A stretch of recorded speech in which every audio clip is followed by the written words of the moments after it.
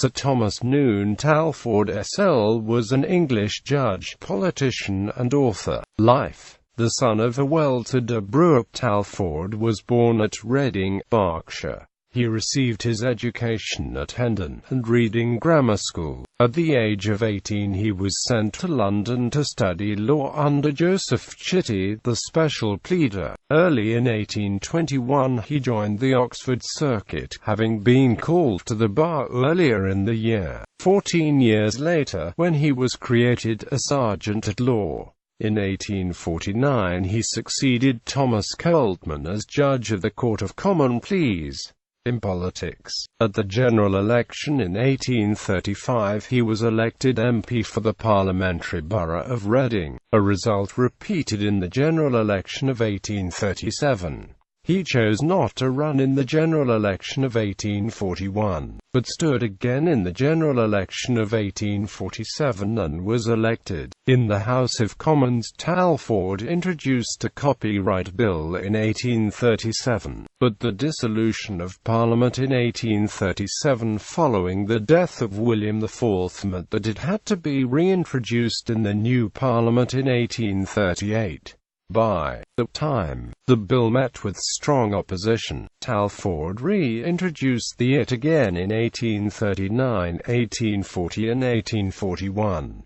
It finally became law in 1842, albeit in modified form, and at a time when Talfourd was not in Parliament. Charles Dickens dedicated the Pickwick Papers to Talfourd.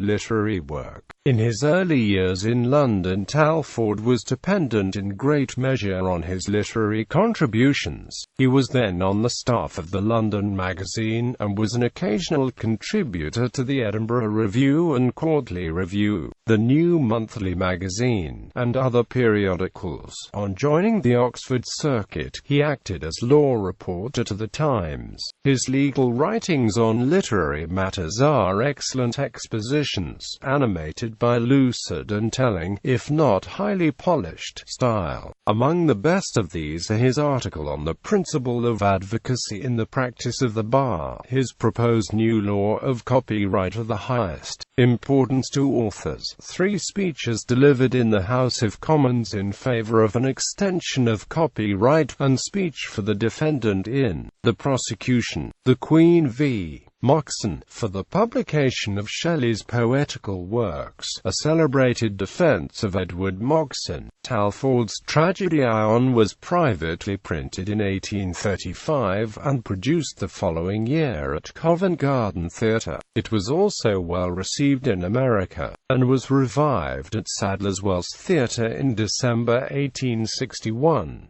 This dramatic poem turns on the voluntary sacrifice of Ion, king of Argos, in response to the Delphic oracle, which had declared that only with the extinction of the reigning family could the prevailing pestilence incurred by the deeds of that family be removed. 2 years later, at the Haymarket Theatre, the Athenian Captive was acted with moderate success. In 1839 Glencoe, or The Fate of the MacDonalds, was privately printed, and in 1840 it was produced at the Haymarket. The Castilian did not excite much interest. Talfourd also wrote History of Greek Literature in the Encyclopaedia Metropolitana, the Letters of Charles Lamb, with a sketch of his life, Recollections of a First Visit to the Alps, Vacation Rambles and Thoughts, comprising recollections of 3 continental tours in the vacations of 1841, 1842, and 1843, and final memorials of Charles Lamb. Death. Talfourd died in 1854 in Stafford, after an apoplectic seizure in court while addressing the jury from his judge's seat at the town's Shire Hall, where he is commemorated by a bust sculpted by John Graham Locke. Dickens was amongst the mourners at his funeral at West Norwood Cemetery. Family. Talfourd married Rachel, daughter of John Towilrut. Francis Talfourd was their eldest son.